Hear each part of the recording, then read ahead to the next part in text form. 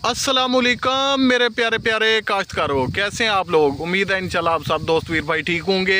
मैं हूं आपका भाई गुलफाम चीमा। आप देख रहे हैं मेरा यूट्यूब चैनल गुल की दुनिया। काश्तकार भाइयों, आज मैं गंदम की फसल के मतलब जो बात करने वाला हूं, जैसे आए रोज़ हमारा टेम्परेचर अप होता जा रहा है। दिन का टेम्परेचर ज़्यादा है, तकरीबन वो 28-30 तक पहुँच चुका है, और रात का टेम्परेचर जो है वो डाउन है। तो बात ये करने की है कि क्या इस तरह से हमारी गंदम को कोई नुकसान हो रहा है, जैसे दिन का टेम्परेचर बढ़ जाता है और रात का टेम्परेचर कम हो रहा है। बज़ाहिर हमें नज़र नहीं आता, लेकिन ये आप देख सकते हैं कि जिस तरह से मतलब हम धूप में बैठ नहीं सकते। बाज़ सूरतों में ऐसी तपश होती है कि हम 5 मिनट से ज़्यादा धूप में नहीं बैठ सकते। तो यही सिचुएशन या यही पोजीशन गंदम के पौधे की भी है। फसलें भी जानदार हैं, उनमें भी जान होती है, वो सर्दी और गर्मी हर चीज़ को महसूस करती हैं। तो बज़ाहिर हमें लग नहीं रहा कि नुकसान होगा, लेकिन यह है कि अंदरूनी खाना हमारा बहुत सारा नुकसान हो रहा है। आबपाशी के मरहले से फारग होने के बाद मसनूई तरीके से हम अपना क्लाइमेट चेंज कर सकते हैं, तो उसके लिए हमारी फसल बहुत ज़्यादा मुतासर होती है। इसे बहुत सारा नुकसान इसका हो रहा है। तो इसका करना ये चाहिए कि पहली फुर्सत में फसल में आबपाशी कर दे, पानी लगा दे फसल को। जैसे ही आप लोग फसल में पानी लगाएंगे तो जो इसकी रंगत है वो भी बेहतर हो जाएगी, जो ज़मीन का टेम्परेचर है वो भी कम हो जाएगा। और चले ऊपर से अगर ये टेम्परेचर हाई हो भी जाता है इस स्टेज पे, तो इससे ये होगा कि जो फसल का अंदर का टेम्परेचर है वो माहौल ठंडा होगा, फसल का अंदरूनी टेम्परेचर जो है वो अच्छा रह जाएगा। और उससे ये है कि हमारी जो पैदावार मुतासर होनी है वो किसी हद तक बच जाएगी।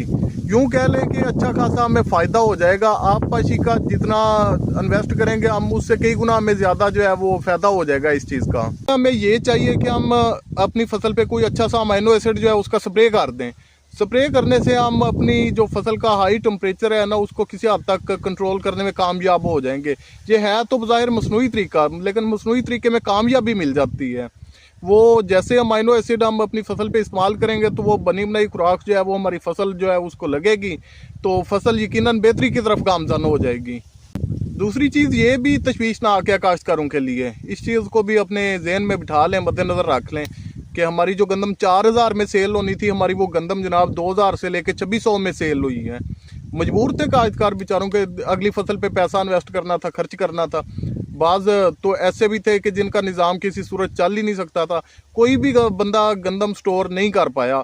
शायद कोई इक्का दुक्का काश्तकार होगा जिन्होंने स्टोर किया, लेकिन उन्हें भी कोई स्टोर करने का फ़ायदा नहीं हासिल हुआ, उल्टा वो नुकसान में गए हैं। चलें, जिसने 3200-3300 में या 3000 में सेल कर दिया है वो तो चलें फिर भी बेहतर हो गया। तो जिस किसी ने गंदम रख के सेल की है अब आके, या महीना पहले सेल किया है, तो उसे रेट वही मिला है 2600-2700 या 2800 मिल गया होगा, और साथ में गंदम ख़राब भी हुई है और वज़न में भी कमी, यकीनी वज़न में कमी हुई होगी। तो सबसे बेहतर यही है कि अल्लाह पाक से दुआ करें, 5 टाइम की नमाज़ पढ़ें। ये जो खुश्क साली का साल चल रहा है ये यकीन करें बहुत ख़तरनाक है, ज़िम्मेदारों के लिए भी और सारे मतलब इंसान चरेंद परेंद हर चीज़ों के लिए। ये खुश्क साली अच्छी बिल्कुल भी नहीं है। तो दुआ करें अल्लाह पाक से कि अल्लाह पाक कोई रहमत की बारिश अता फरमाए।